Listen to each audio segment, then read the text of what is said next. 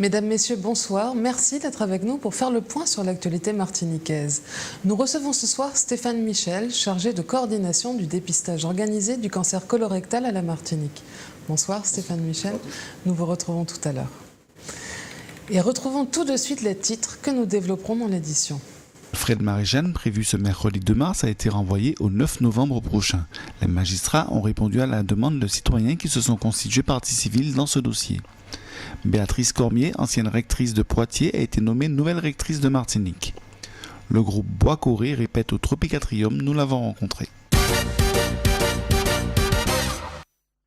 Commençons cette édition par l'actualité du jour, le procès d'Alfred Marie-Jeanne dans l'affaire Green Parrot. Les magistrats ont choisi de renvoyer le procès au 9 novembre prochain. De nombreux Martiniquais s'étaient déplacés au palais de justice de Fort-de-France. Jean-Pierre Zabulon y était, reportage. Ce matin, au tribunal de Fort-de-France s'est déroulé le premier volet de l'affaire Green Parrot. Un premier volet qui n'en était pas vraiment un, puisqu'il s'agissait de décider si oui ou non le fameux procès intenté envers le président de la CTM, sa fille et Mark Frampton serait reporté ou non. Je ne suis pas un devin. Le tribunal, vous l'avez bien compris, était particulièrement embarrassé. Et je peux dire objectivement, et vous l'avez vu, que c'est une solidarité de pétrin.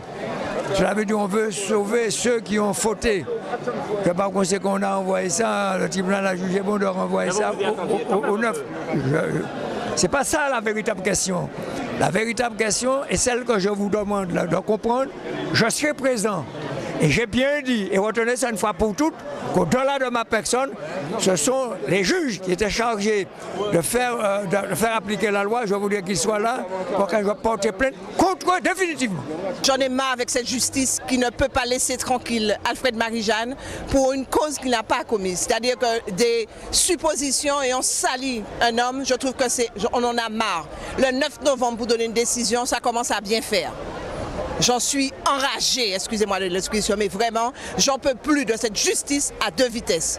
Comment on peut décider avec des gens un référé en plein procès? On n'a jamais vu ça, c'est inadmissible. Il y a qu'en Martinique qu'on puisse voir ça. Et je comprends pour faire un boîte là, c'est pour faire sauver le noir oiseau Congo.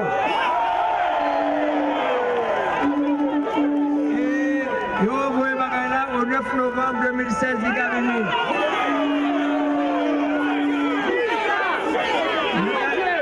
Parce qu'il a sauvé Corbeau pour que Corbeau l'était parti. Alors moi, je dis un bagage bien simple.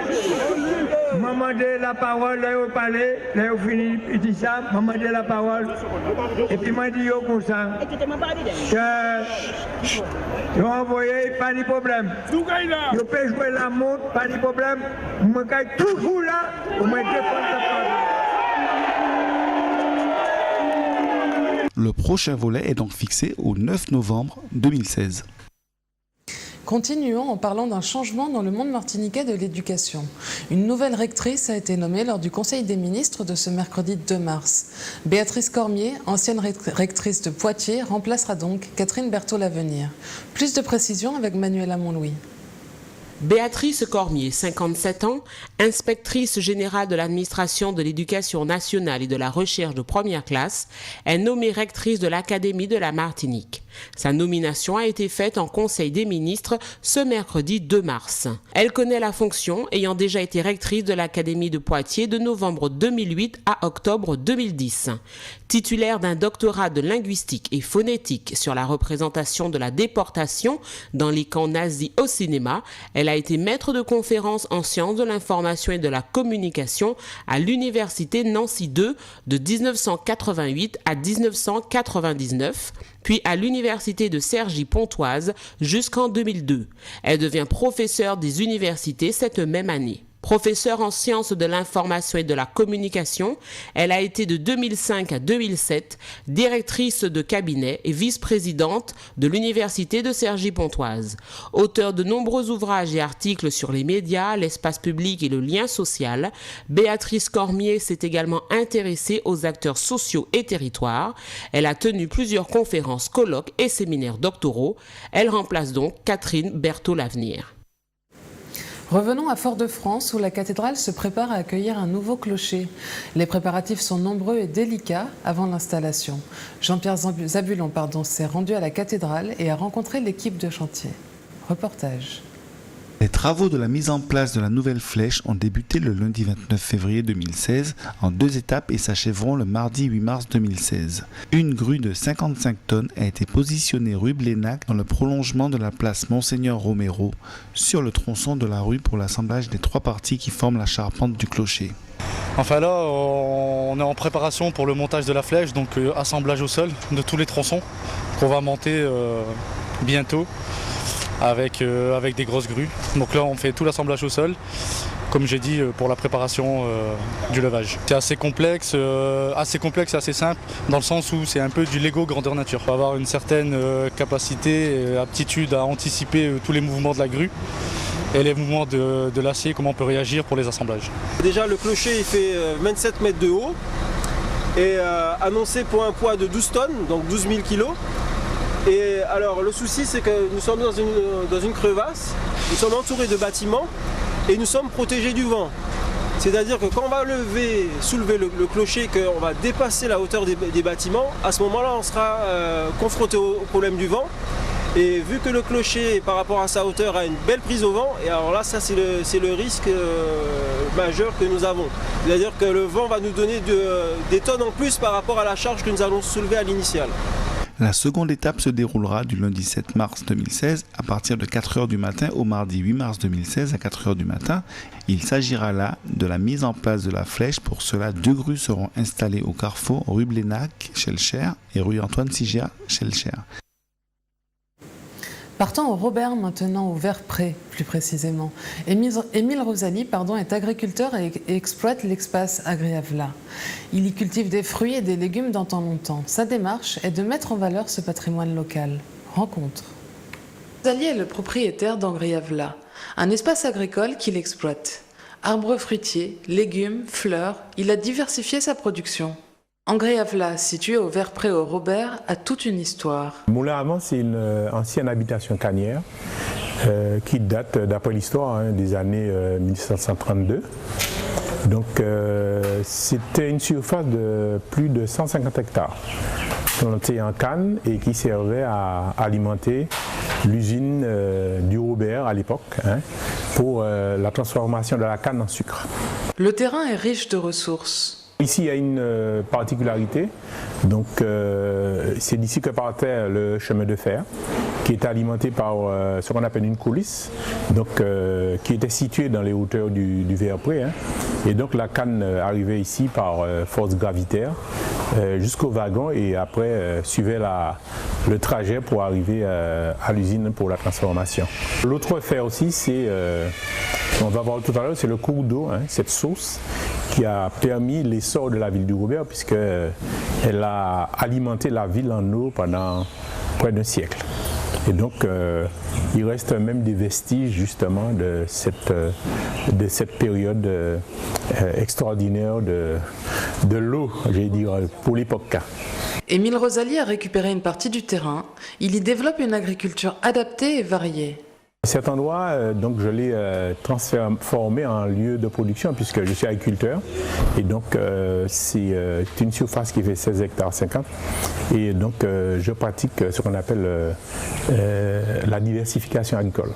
Donc je suis producteur en principal de fruits, notamment la goyave donc, et la prune de citer aussi et d'autres fruits comme le cachiman, le quénette, la pomme d'eau, la caïmite, des fruits rares comme on va dire le combava, comme le rolinier. Agriavla est engagé dans la transmission de la connaissance du patrimoine naturel martiniquais. Continuons en musique. Le groupe Bois Coré sera en concert sur la scène du Tropicatrium samedi 5 mars à 20h. Bois Coré est né d'une rencontre humaine, 5 musiciens confirmés, connus et reconnus qui ont fait le choix de jouer ensemble. Manuel Amon-Louis les a rencontrés lors d'une répétition au Tropicatrium.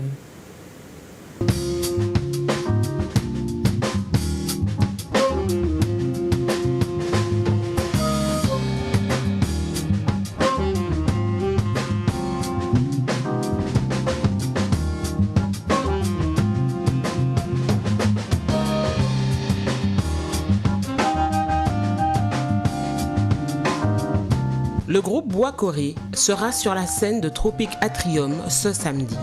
Ce sera l'occasion de présenter le nouvel album à venir très prochainement. On y retrouvera toutes les tonalités musicales qui ont fait le succès de Bois Corée. Ils nous ont ouvert les portes de leur répétition. C'est d'abord un rendez-vous que l'on donne à notre public après 3 ans d'absence des scènes martiniquaises. Et on va en profiter pour vous présenter pratiquement l'intégralité de ce qui annonce le futur album. Donc il sera en principe dans les bacs autour du mois d'avril. Voilà. Bois Corée est un véritable groupe, c'est-à-dire que la musique que nous la produisons ensemble et elle est empreinte des personnalités de chacun des musiciens, c'est-à-dire que c'est là où c'est intéressant comme expérience. Parce qu'en fait, il n'y a pas d'organigramme, il n'y a pas de choses imposées, et tout le monde se sent autorisé à apporter des idées, etc. Il y a des titres que nous jouons déjà depuis un petit moment, qu'une partie du public forcément connaît, etc. Mais ça ne peut être que la continuité du premier album, vu que les membres n'ont pas changé, ni ce qui nous attache, ce qui nous lie, cela étant essentiellement une émotion.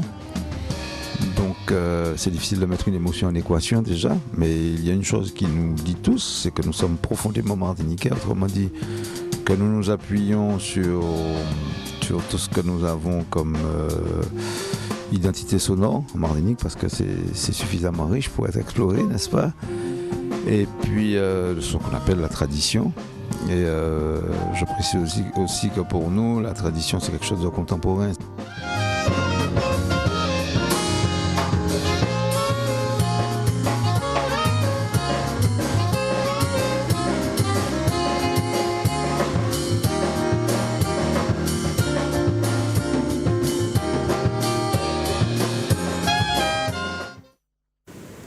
Retrouvons maintenant l'invité de cette édition, Stéphane Michel. Vous êtes coordinateur de la campagne de dépistage organisée du cancer colorectal en Martinique. En quoi cette manifestation consiste? Alors, Mars Bleu, c'est le mois de sensibilisation au dépistage du cancer colorectal, mais plus globalement à la lutte contre le cancer colorectal, puisque c'est un problème de santé publique. Il faut savoir qu'en Martinique, il y a entre 150 et 200 nouveaux cas de cancer du côlon ou du rectum chaque année, et quasiment 100 morts chaque an. Donc c'est un problème de santé publique. Il faut absolument mobiliser l'ensemble des différents partenaires institutionnels, les partenaires comme les associations, les CCAS dans les communes, et également la population, pour pouvoir lutter contre cette maladie qui peut être évitée, ou ce cancer qui peut, on peut faire diminuer le nombre de morts. Et alors comment les Martiniquais reçoivent cette campagne de dépistage? Bien, de mieux en mieux, mais malheureusement pas encore suffisamment, puisqu'en fait il y a seulement un Martiniquais sur 3 qui participe à la campagne de dépistage. Donc ce sont quand même les hommes et les femmes âgés entre 50 et 74 ans. Ça représente à peu près 110 000 personnes en Martinique, et seulement il y a un tiers de cette population qui participe à la campagne. Ce qu'il faut savoir, c'est que pour obtenir un bénéfice en termes de santé publique, donc une vraie diminution du nombre de nouveaux cas et du nombre de décès, il faudrait qu'au moins 50% de la population participe à la campagne de dépistage.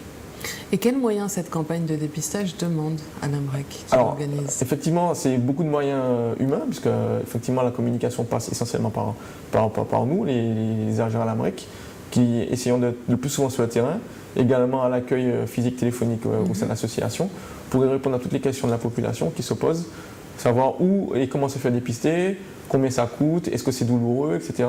Donc toutes ces questions-là nous reviennent assez souvent, et on essaie d'aller au plus proche de la population à travers des campagnes, soit sur le terrain, également lors du Colon Tour qui est organisé par Ligue contre le cancer, ou des actions sur les médias, etc., pour discuter de ce genre d'événements. Mais alors, je vais vous poser la question. Il me semble que le dépistage colorectal est gratuit, mais où et comment ça se passe? Alors, il faut savoir que l'AMREC, donc la Société de gestion, envoie une invitation, une prise en charge à toutes les personnes âgées entre 50 et 74 ans. Ces personnes seront chez le médecin traitant qui leur remet, si nécessaire, le kit de dépistage, qui est gratuit. Ce kit de dépistage se fait tout seul, par le patient lui-même, et qui lui envoie par voie postale au laboratoire, qui est le laboratoire Serroba, qui est situé à Cergy-Pontoise, sur Paris. Les résultats lui reviennent aussi bien au patient qu'au médecin traitant, qui avise en fonction du résultat, savoir si on fait une coloscopie en cas de test positif. Et alors, pour revenir au sens du dépistage, quel est le secret de la réussite d'une telle manifestation de dépistage? Alors, le secret, c'est, je veux dire, qu'il faut que nous soyons nous-mêmes, qui sommes sur le terrain, d'être convaincus. Juste un exemple, si tous les médecins remettaient au minimum 100 tests de dépistage par an, on aurait ces fameux 50% de participation. Donc effectivement, nous, notre travail à l'AMREC, c'est de mobiliser le maximum de personnes, les médecins traitants, tout ce qui est professionnel de santé, donc les médecins traitants, également la population et tous les partenaires institutionnels et médiatiques. Et alors, y a-t-il un moment fort dans ce mois de mars bleu? Ils sont tous forts, j'ai envie de dire, puisque le programme est disponible par exemple sur le site de l'AMREC, donc www.amrec.mq. Mais également, il y a l'événement le plus important, à mon avis, c'est probablement le jeudi 17, où il y aura un forum sur les pathologies digestives qui sera organisé au Lamentin, à la ville du Lamentin, de 18h à 20h, où il y aura plusieurs professionnels de santé qui seront là pour répondre aux différentes questions qu'il pourrait y avoir. Très bien. Merci Stéphane Michel d'avoir répondu à notre invitation. Merci à vous de l'invitation. C'est la fin de cette édition. Merci de nous avoir suivis. Retrouvez dans un instant les informations nationales et internationales avec Euronews. Et à 20h30, retrouvez votre émission Au cœur de nous-mêmes. Passez une agréable soirée sur Zouk TV. À demain.